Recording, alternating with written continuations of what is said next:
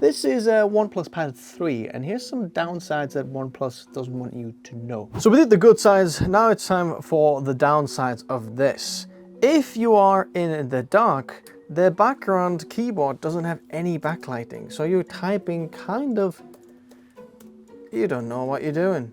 Where's the backlight? Okay, do you notice anything wrong with this USB port? Let's take the cover off. What about now? If you've got anything plugged into this USB-C port, then the cable will actually be lower than the tablet. So there's going to be random force on this there because it's not in the center. At the same time, it's so thin and skinny that even if it was in the middle, the cable is kind of thicker than the pad, so you'd have that happening to you anyway. As impressive as this screen is 12-bit. Apparently advertised by OnePlus, but that's not the truth, really. The actual hardware of this screen is 8-bit, and then we have 4-bit FRC, which means that all the pixels around one hardware pixel start flickering different colors, so you get the gradient of different colors to actually give you 12-bit. But the hardware is still 12-bit, so it's not true 12-bit. It can kind of emulate 12-bit, but it's not true 12-bit. Now, when we're using the pen and double tapping the pen will actually get you to your eraser, and you can do that. But I prefer that the pen actually would have a button on it. It will be such an improvement in terms of workflow, how you want to get rid of your stuff. So I'm used to the Samsung pen or Microsoft pen or ProArt pen. They always have a button, and one of them is actually eraser, so I could easily get rid of it. But here I have to do this awkward double tapping, which I don't think is as nice. Now, I've seen people online say that the pen doesn't have a visible lag, but actually it does. It really does have a lag. So whenever you're actually drawing, there is a lag behind the pen, which is not as nice. I also have the Samsung Galaxy Tab 9 FE, and that one in there, I don't actually see that lag as much as I see it in here. So this lag is a little bit bigger, and that's one of the things that puts me off writing notes with this pen, because it does have a lag. When you want to do video editing on the Android tablet, here's where bad news comes in. You don't have a lot of choice to actually edit video, especially if you've got a vertical video. CapCut, it's kind of okay when you're doing it vertically, but in terms of something like Final Cut, what we have on the iPad Pro or Premiere Pro, DaVinci Resolve, it's not really available on this Android tablet. And that's a bit of a downside for creators. If we're talking about photo editing, it's the same thing. We do have Lightroom, okay, but we don't have Adobe Photoshop, which would be ideal here. We've got a pen. Imagine how nice it would be to use the pen for the brush and everything, but it's not really happening in here. It's a beta version, but that's no good. The Quick Connect feature only works with ColorOS 13.1 devices and later, and because I have a Google Pixel, I can't use this feature. I wish there was more of an ecosystem going on the Android side, so if you've got an Android, it all just works, because that's how it works on Apple. But in here we've got Android and then actually locked into the manufacturers. Google wants to do their thing, OnePlus wants to do their thing, Samsung wants to do their thing.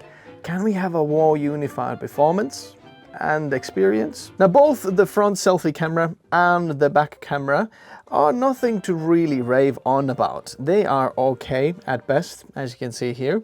But the thing is, I wouldn't really recommend this for professional photography. The best they can do is just your video calls, but I wouldn't take photos to remember with this. And it's a bit of a shame, because when you buy a tablet, you expect it to have everything that a phone has, just a little bit bigger, except these cameras aren't really impressive. Now, when wanting to open this device, in terms of security features, you've got two options. That little guy over there is trying to look for my face, but it's behind the camera, it can't see it. The other option then is to type in the PIN, but there's no fingerprint readers anywhere. I wish there was. This over here is the single port that you have on this tablet. No, there's no headphone jack, which means if you've got headphones, you gotta find the converter that goes with this USB-C. This screen is an LCD screen, and this is one of the things that you get the most hate online about. And even though this is a downside, and this is a little bit of a deja vu effect in here, I actually don't agree with this downside. I've been using this for quite a while now, and I can tell you that this is one of the best LCD screens that you can see.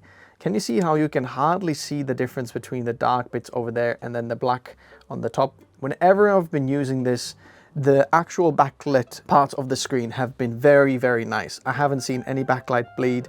This is one of the best displays I've had. 144 Hz is absolutely amazing.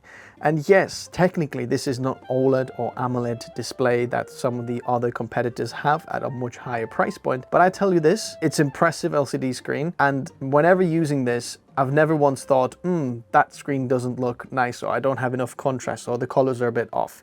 I think the 12-bit and then this screen, the LCD screen, it actually is one of the most impressive things that I have seen. So even though being a downside, I kind of don't agree with my own downside. Let me know what you think in the comment section below. Now, this device configuration, you can get 256 or 512 gigabytes. So you don't have a 1 terabyte version option, and you can't actually expand it. There is no other things where you can expand storage.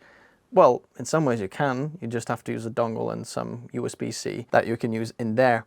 But at the same time, that's not that big of a problem, because not a lot of the other competitor tablets allow you to upgrade the storage. Just a bonus one over here. Can you see how the RAM capacity is 16 gigabytes plus 12? That is absolutely crazy. I don't exactly know how this works. I've got 12.4 gigabytes used and I've got 16 left. So what's going on in here? Okay, see these pins on the keyboard in here? These are the male and then there's female on the back of the device. The thing is, this keyboard is absolutely useless unless it is connected. So there is no battery, no nothing inside here. So this is useless if you don't connect it to the pad. Imagine how useful this would be if you actually had this somewhere plugged in and then you move to the side where you want to present and you can go next or move the cursor around. It would add so much features if this was Bluetooth keyboard as well, and these pogo pins would just be charging the device. That would be epic. Or give it extra battery life. If you need to juice this one up, this can charge that one, or that could charge this one. Just some little tips for OnePlus for next time.